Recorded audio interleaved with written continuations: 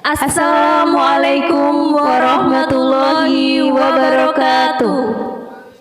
Selamat datang untuk teman-teman online dan offline di ruang dialog Santren Delik. Bersama saya Ayunda dan bersama saya Sofia. Dan tak lupa pembicara kita yang ganteng sendiri di tengah-tengah ini, siapakah dia? Saya adalah anak gembala yang selalu riang serta gembira. Loh, kalau nggak percaya coba dilihat Instagram saya. Nanti gitu ya. anak gembala itu muncul. Instagramku. Itu artinya apa anak gembala itu? Yo, anak Nanti gembala. saya mengirain domba-domba tersesat. Nah, kamu termasuk yang tersesat atau di jalan yang lurus? Alhamdulillah saya masih di jalan yang lurus. Insya Allah karena 17 kali Al-Fatihah setiap hari ya. Betul. Ini kita sedang bersama dengan Mas Irfan N. Saputro, founder dari @binar_kalbu psikologi ya Mas ya. Hari ini kita membahas apa nih Dek? Kodam, Kak. Kodam. Ngeri ya. Ngeri. Makanya ini loh outfitku seperti ini. Ini kayak Mama Loren udah. Oh, tergantung outfit berarti nih, Kak ya. Aja aku kan ini lagi bahas kodam makanya outfitnya kayak gini nih. Serem-serem dikit gitu loh. Aku meh pakai outfit haji kok ora pantas belas itu. Ya wis tak gendoe lah. Tadi harusnya pakai kayak kemben gitu loh, kemben Jawa gitu loh. Biar kejawen nantinya.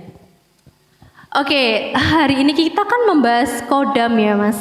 Dari sisi psikologi, apa sih menurut Mas Irfan tentang kodam? Apakah kodam itu salah satu ciri orang yang cek kodam ya? Sekarang kan lagi trending banget, lagi viral banget masalah cek kodam. Nah, apakah menurut saya sih ya, apakah yang ikut-ikut cek kodam itu kayak insecure? Biar percaya kodamku macan nih, kodamku nyiblorong nih.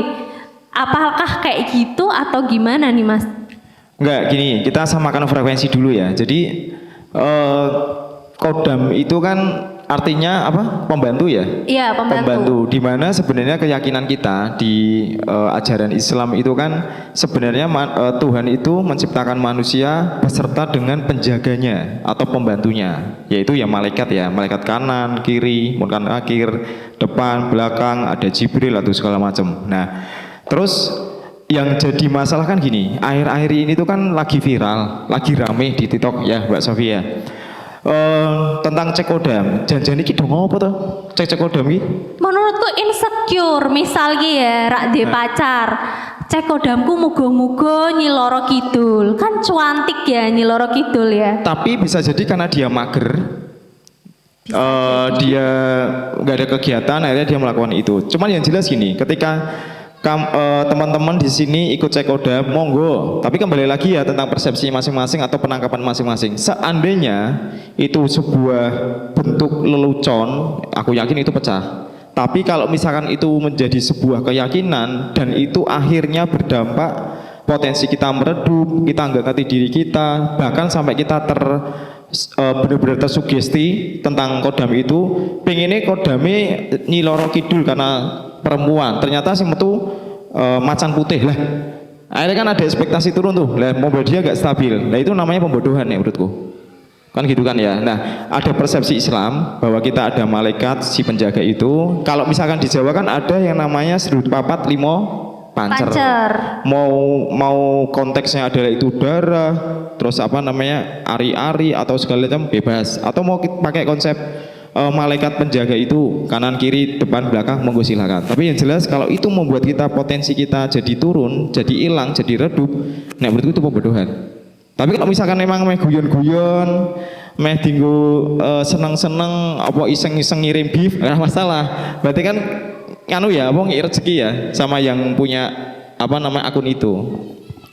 Misal tuh ada yang cek kodam lalu mereka termotivasi misal wah kodamku macan putih berarti aku sakti, terus pede banget misal tengah malam pulangnya atau jam 2 jam 3 lewat jalan yang horor atau lewat jalan yang banyak begal tapi pede kodamku macan putih nih, itu tuh baik nggak sih secara psikologi? Jadi gini, pertanyaanku ini Mbak Yo, sebenarnya gini, kamu pernah nggak lihat live TikTok tentang cek kodam itu? Pernah? Pernah lihat nggak Mbak Kebetulan Sofia? Belum. Sama sekali. tadi Awal kali belum. Mbak gara-gara Sofia katrok ternyata. Ada di TikTok berarti download hari ini. Iya, saya nggak punya Oh, TikTok. nggak ada. Emang kayak, aduh, teman-teman pada tahu, aku mah nggak tahu ya gitu. kalau aku sih kebetulan tadi sih ya iseng cek kodam. Nggak saking ramenya sampai itu tuh 700-an orang atau hampir berapakah gitu yang jadi tuh komennya tuh kelewatan terus jadi nggak dapet lah aku cek kodam itu. Nah, dan itu ini loh, Nek, aku kan juga punya TikTok ya, aku coba untuk observasi segala macam, ternyata satu suara tapi akunnya banyak. Bener Betul, nggak? betul. Aku Yang juga perempuan ngecek. itu loh. Nah, masalahnya gini, yang kan kalau misalkan emang dia bisa cek kodam, kan ada ya beberapa orang yang bisa memahami cek kodam ya, karena dia mungkin punya spiritual yang tinggi atau intuisi yang baik. Lah pertanyaan kita kan si perempuan itu tuh bener dia bisa atau selama ini kita dibodohi? Mosok ya, Ayunda kamu kodamu loro kidul, Sofia kamu nggak ada, kamu kosong, Gunawan kamu undur-undur. Ngopo kok undur-undur gak ono itu loh? Undur-undur, pitik, bebek, semut kok gak ada? Kenapa kok harus singa? Kenapa kok harus Nyiro Kidul, Raja Mataram? Kenapa? Karena menurutku gini, dari aku diskusi sama temenku ya, sama timku, itu adalah alat sebagai sugestif. Biasanya hewan atau makhluknya itu yang berhubungan dengan emosi atau karakter seperti halnya manusia. Manusia itu kan butuh yang namanya keberanian, ya kan? Itu sebuah trust, kepercayaan bahwa dia ketika buriku kodamku ternyata singa, itu bahwa dia akhirnya lebih berani. Kodamku itu Raja Mataram, berarti aku jadi pemimpin yang baik. Nah, itu dia menyamakan persepsi itu, ya kan? Akhirnya mungkin kembali lagi sih, kalau itu menjadi satu sugesti, satu keyakinan, masuklah di dalam alam bawah sadar. Kalau kita ngomongin tentang alam bawah sadar, kita belajar dulu dari gelombang otak. Ada beta, alfa, theta, delta. Beta itu ketika kita aktivitas, alfa itu paling gampang kita ngalamun, theta itu ketika kita setengah tidur atau setengah sadar, itu posisi hipnosis yang paling ideal. Terus baru delta itu kita tidur. Nah, ketika kita sudah ada bentuk keyakinan atau sugesti, minimal itu di alfa sama theta masuk. Bahayanya di situ. Tapi kembali lagi, persepsi kalian tentang cek kodam seperti apa? Nek emang itu membuat hiburan, monggo silakan. Terus nek misalkan itu menjadi satu keyakinan dan itu membuat kamu kuat, yaitu alat sugestif menurutku. Oke, kalau menurut Dek Sopi nih, yang katanya nggak tahu ya tentang kodam. Secara awam aja, menurut kamu apa nih? Yang saya baca-baca aja ya Mbak ya, kodam kalau yang dia kan menyangkut lebih ke Jawa ya, tradisi Jawa gitu ya. Apalagi ada yang bawa-bawa ini Mbak, bisa berpengaruh sama weton gitu kan. Kodam kan kayak pelindung. Nah, ada yang sampai saking mau biar kodamnya kuat gitu kan, ada yang puasa sehari 2 hari. Nah gitu sih Mbak, aku lebih taunya gitu aja sih. Nah Enggak, gini Mbak Sofi, kalau kita kan di Islam emang harus meyakini yang namanya hal gaib, termasuk kodam itu gaib, Allah itu gaib, surga, neraka, pahala, dosa itu kan gaib. Kita nggak bisa ngukur loh. Aku nggak ngerti nih Mbak Yuda habis bermaksiat atau karena kita ketok dosanya atau gimana. Karena ya kembali lagi, ketika kamu meyakini sesuatu hal, itu akan berdampak pada perilaku dan pengambilan keputusanmu. Kan gitu. Nah, sekarang lagi ramai-ramainya kodam. Apakah kodam itu membuat suatu keyakinanmu menjadi perilaku yang lebih baik atau mengambil keputusan yang lebih tepat? Monggo silahkan. Tapi balik lagi, hati-hati sama keyakinan. Karena kalau kita ngomongin tentang gelombang otak, masuknya ke alfa sama ke theta.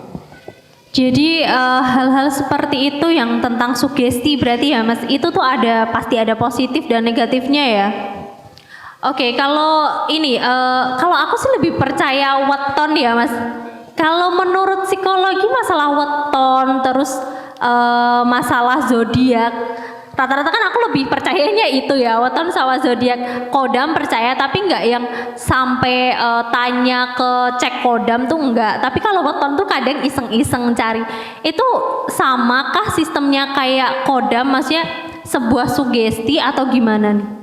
Jadi kayak zodiak, weton, feng shui, terus apa lagi?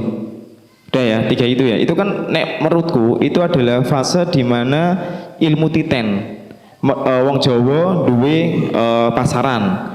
Ketika anak ini lahir di tanggal ini, pasaran ini, oh biasanya wonge ngamuan, oh biasanya wonge bla bla bla bla. Itu aku nggak begitu pelajari, tapi menurutku itu adalah ilmu titen. Begitu juga zodiak. Cuman balik lagi gini, kamu pernah coba iseng-iseng membaca tentang zodiak gak? Sering. Zodiakmu apa? Aku Virgo. Oke, Virgo dituliskan di situ kayak gimana? Aduh malu nih aku. Virgo di situ tuh orangnya apa namanya? Gak obses sih, apa kayak pinginnya tuh kalau A ya A, misal A nggak terjadi tuh gemes kayak gitu-gitu loh. Satu itu aja dulu. Pertanyaanku, apakah harus Virgo yang ketika dia tidak mendapatkan sesuatu yang diingat terus gemes? Apakah orang di luar Virgo itu juga sama? Kita ngomongin tentang manusia, tentang umum. Bisa jadi sih, tapi menurutku aku pribadi tuh kayak bahkan misal gini ya, ada acara dan acara itu batal gara-gara hujan, aku bisa nangis. Oke, selain Virgo, apakah dia juga seperti itu? Menurutku enggak sih ya. Yakin Menurutku enggak? lebay Kamu apa? gitu. Aku Cancer. Cancer, apakah ketika seorang Cancer ini lagi ada kegiatan terus udan rak sido, kamu gemes? Enggak. Yakin? Yakin. Enggak gemes? Enggak gemes. Jadi gini loh, coba dicek teman-teman, di zodiak itu biasanya kata-katanya itu sangat umum, Universal ya. universal. Nah, akhirnya karena ada zodiak itu yang menggiring kita mengarah pada oh ternyata aku seperti ini. Akhirnya itu jadi satu sugesti, satu keyakinan bahwa oh iya aku relevan. Tapi balik lagi loh ya, kata-kata dalam zodiak itu kata-kata yang umum, yang universal.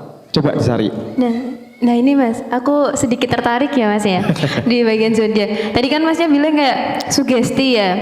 Kadang tuh ada orang yang baca zodiak nih, awalnya sifatnya tuh kayak pendiam, terus introvert. Nah tiba-tiba suatu ketika dia tahu, oh semisal aku zodiaknya Cancer nih. Cancer lebih ke kayak overprotective, extrovert gitu kan. Nah tiba-tiba dia tuh kayak berubah, oh aku tuh zodiaknya Cancer, jadi kayaknya tuh bisa deh aku jadi extrovert. Nah gitu loh Mas. Jadi jalur dari zodiak dan ketika kamu refleksi ada jembatan yang namanya keyakinan. Ketika kamu meyakini dengan sugesti itu, jadilah perilaku, jadilah pengambilan keputusan. Benar nggak yang tak sampaikan tadi di awal? Bener sih bener. Berarti kemungkinan kayak gitu hanya sugesti ya. Ya, aku bukan pembuat zodiak, aku juga tidak mempelajari pasaran, tapi yang jelas nek menurutku itu adalah ilmu titen dan ketika ada satu momen di mana ini oh katakanlah ini part satu golongan ya A, B, C biasanya kata-katanya kalau misalkan itu umum yaitu nek menurutku sisi di mana bagaimana kamu menyikapi sehingga menjadi suatu keyakinan jadilah satu sugesti. Tolong aku kalau salah diralat. Oke, siap-siap. Kecuali kalau kamu dapat metode yang benar-benar detail khusus kayak kamu, itu namanya tes kepribadian di dalam psikologi. Itu pun juga masih bisa disanggah. Karena kenapa? Ya karena ketika kita tes kepribadian hari ini bisa jadi besok ketika kita mendapatkan satu peristiwa atau pengalaman itu bisa merubah kita. Contoh, aku itu sebenarnya orangnya introvert. Begitu aku dulu pernah kerja di bank, marketing, ketemu banyak orang, segala macam, akhirnya aku jadi orang extrovert, apalagi sekarang nih, dengan profesiku sekarang, harus ketemu banyak orang, harus ketemu orang baru, harus ngobrol segala macam, jadilah aku extrovert. Nek teman-teman melihat aku extrovert, enggak, aku rasanya introvert. Nah itu namanya ambivert, sisi dimana ini pengalihan. Tapi akhirnya sampai sekarang pun introvert itu masih ada. Contoh, ketika aku lagi ketemu sama keluarga besar, itu biasanya introvertku keluar. Aku lebih cenderung diem. Ketemu orang-orang baru yang aku nggak ngerti nanti tujuan ngobrolnya apa, biasanya aku lebih diem. Nah, monggo silahkan. Piye? Oh jadi kayak gitu kepribadian orang tuh bisa berubah-ubah seiring berjalanan waktu dan kejadian di hidupnya. Iya, karena menurutku adanya Mbak Ayu sekarang, adanya Mbak Sofia sekarang karena ada 3 faktor. Satu, pola asuh yang dulu, kemarin kita juga bahas ya. dua lingkungan, sekarang kamu lingkungannya di mana. Yang ketiga perjalanan hidup. Mbak Ayu kemarin contoh misalkan nggak di lingkungan santen delik, katakanlah sing trek-trekan goncengan wong telu, ya kan? Itu akan merubah perilakumu yang sekarang, yang akhirnya sekarang kamu fokus dan ikut temenan sama orang santen delik. Benar nggak? Betul sih, betul. Nah. Bener banget. Manusia itu dinamis, kayak alam. Alam semesta juga dinamis, hidup pun juga dinamis, naik turun. Nah, tugas kita itu kan menjaga bagaimana caranya kedinamisan itu satu tidak berlebih, yang kedua Tuhan tidak marah sama kita, yang ketiga ya kita tetap ada di jalur lurus. Nek misalkan kita belok kena peceren atau kita jatuh ke peceren, yuk caranya kita kelurus lagi. Naik lagi ya. Benar nggak? Bener. Tuhan nggak manusia itu menus kakian dosa. Kita tetap nggak mungkin manusia nggak ada dosa kan. Cuman yang dilihat dari Allah itu gimana caranya ketika kita lagi terjerumus, ayo balik meneh. Itu yang dinilai. Oke, Mas, ini ada 2 pertanyaan sih ya. Satu, aku bacain ya Mas ya. Dari sudut pandang psikologi, apa yang mendasari daya tarik dan karisma seseorang? Bagaimana faktor internal dan eksternal memengaruhi high value seseorang? Oke. Kalau kita ngomongin daya tarik ya. Kalau kita ngomongin tentang internal itu kan ada 2, karakter sama ilmu. Ilmu itu bisa kita ambil dari akademik bisa, atau mungkin di luar akademik. Contoh kayak gini nih, ini kan juga ilmu kan.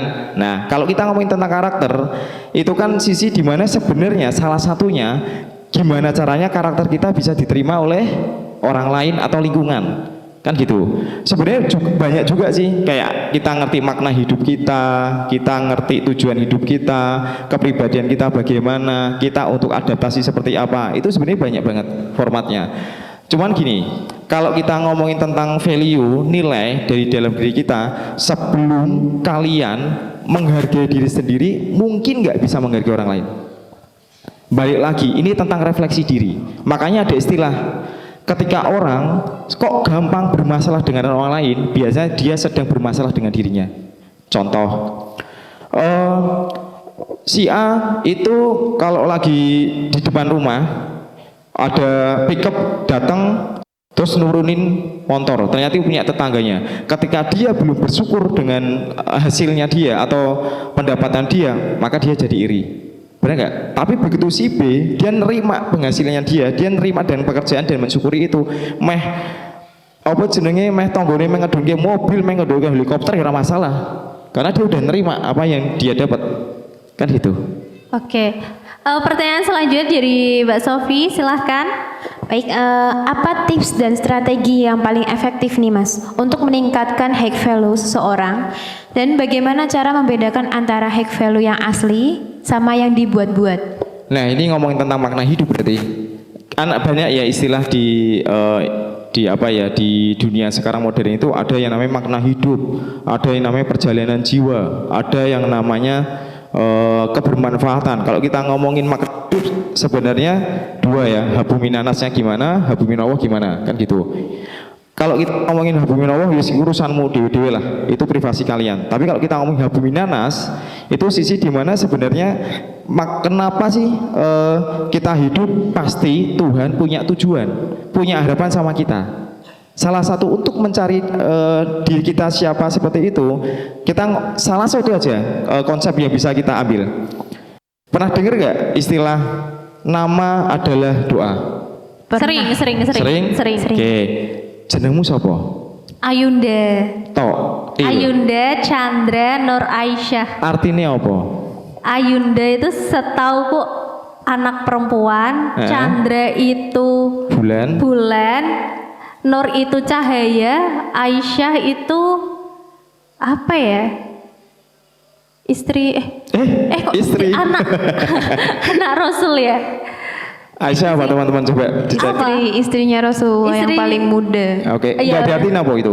Artinya nggak tahu aku. Coba aja cari. Berarti intinya Ayunda adalah anak rembulan, anak bulan yang bercahaya. Oke, Anak perempuan intinya yang ada bercahaya. Chandra, ada Nur, anak rembulan. Berarti kan kamu adalah seorang yang diharapkan oleh orang tuamu ketika nih anak gede bisa memberikan cahaya yang menyinari di malam hari, karena adanya rembulan, adanya bulan itu kan bulan itu muncul ketika malam hari dan itu mencahayai, benar nggak? Betul. Benar? Betul. Pertanyaanku gini, Ayunda, kamu sadar nggak bahwa ketika orang tuamu itu kasih nama kamu, apakah itu pure 100% orang tuamu atau mungkin ada hidayah dari Tuhan?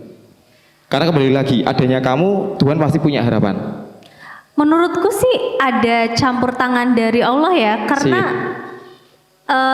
sekarang pun aku merasa alhamdulillah bisa memberi cahaya sama teman-teman ini. Subhanallah. Subhanallah, pede banget ya. Nah, kita cari perjalanan hidupmu, coba ingat-ingat dari SD sampai sekarang, ada nggak pola-pola di mana kamu harus mencahayai orang-orang sekitarmu, sekelilingmu? Coba cari, mulainya dari SD biasanya. Jadi itu tuh namanya fasilitas Tuhan. Ketika kamu ngerasa bahwa di dalam hidupmu itu ngerti bahwa ini aku punya, Tuhan itu punya harapan sama aku, biasanya Tuhan pun juga akan memberikan fasilitas. Nah, ketika kamu menjalani itu, aku yakin Tuhan pun akan bayar. Dengan catatan harapan itu berjalan. Biasanya kalau misalkan kamu ngerasa bahwa kamu adalah manusia yang harus menyinari orang-orang sekitarmu, apalagi di malam hari loh, itu candra loh, bulan loh, benar nggak? Nah, betul. Itu biasanya mulai dari SD, kamu mulai keluar tuh pola-pola itu. Di mana contoh, adanya Ayunda membuat orang sekitar jadi seneng, mungkin jadi terbantu, atau mungkin jadi mendapatkan solusi. Itu kan sisi di mana kamu memberikan pencerahan. Coba cari, ada nggak? Sering nggak keluar itu? Kalau SD mungkin sering, yang nggak terlalu sering. Ada ya, SD. tapi ada. Oke, naik level ke SMP. SMP ada kan? Waktu itu pokoknya waktu SMP tuh kayak ada dua kubu dan aku di tengah-tengah. Aku bisa ke kanan, bisa ke kiri. Oke, menurutmu itu bentuk bahwa kamu harus mencahayai nggak? Untuk mengimbangi atau untuk mendamaikan atau apapun itu? Ada? Iya sih. Oke, SMA naik level lagi. SMA, aku punya temen itu 6 dan 6 sama aku ya. 5-5-nya bahkan ditembak orang tuh curhatnya ke aku, minta sarannya ke aku. Si penjahayaan lagi, kuliah. Waktu kuliah, kebetulan teman kuliahku dikit mas. Tapi iya sih curhat sih sering banget orang curhat sama aku. Oke, masuk lagi waktu kerja atau sekarang? Kerja, sekarang. Ada? Banyak banget teman-temanku yang udah merit curhatnya sama aku yang merit. Berarti bener nggak doa nama itu adalah doa? Dan Bener aku yakin banget. itu bukan satu fase di mana itu benar-benar pure orang tuamu, tapi ada campur tangan Tuhan. Selama kamu menjalani hidup dengan harapan Tuhan itu, semuanya akan baik-baik aja. Bener-bener. Bisa kasih aplaus buat Mas Irfan. Mana aplausnya? Oke mas, kita udah ngomong panjang lebar. Tolong kasih info nih buat teman-teman. Gimana sih caranya biar dapat konseling gratis nih dari Mas Irfan? Oke, buat teman-teman nih yang ingin dapat konseling gratis, dengan cara follow IG Santren Delik dan @binarkalbu-psikologi. Tulis yang menjadi problemmu dengan background foto acara Ruang Dialog Santren Delik, tag IG Santren Delik dan Binar Kalbu Psikologi. Curhat yang terpilih nanti akan mendapat janji temu untuk konseling. Wah, ini menarik banget nih Mbak Aya, apalagi buat anak-anak muda yang butuh konseling mental nih ya, untuk saya juga nih sebenarnya. Oke, bener banget. Jadi mungkin aku kasih waktu 2 menit ya untuk teman-teman yang udah hadir di sini bisa foto ini backgroundnya kita, terus curhat. Nanti dikirim di dengan cara follow IG-nya Santren Delik dan @binarkalbu-psikologi.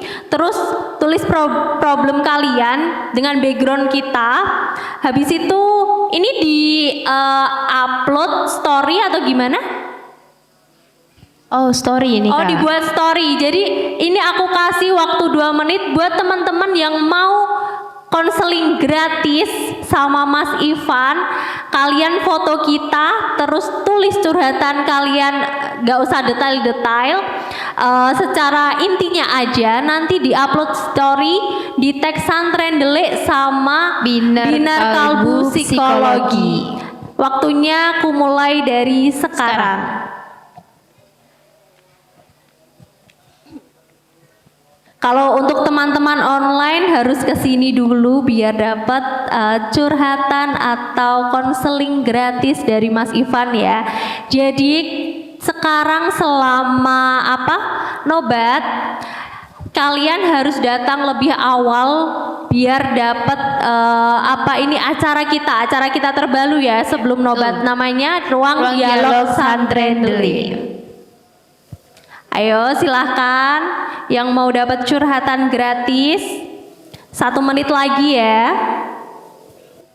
Untuk yang baru datang, aku kasih informasi sekali lagi. Hari ini kita dapat konseling gratis.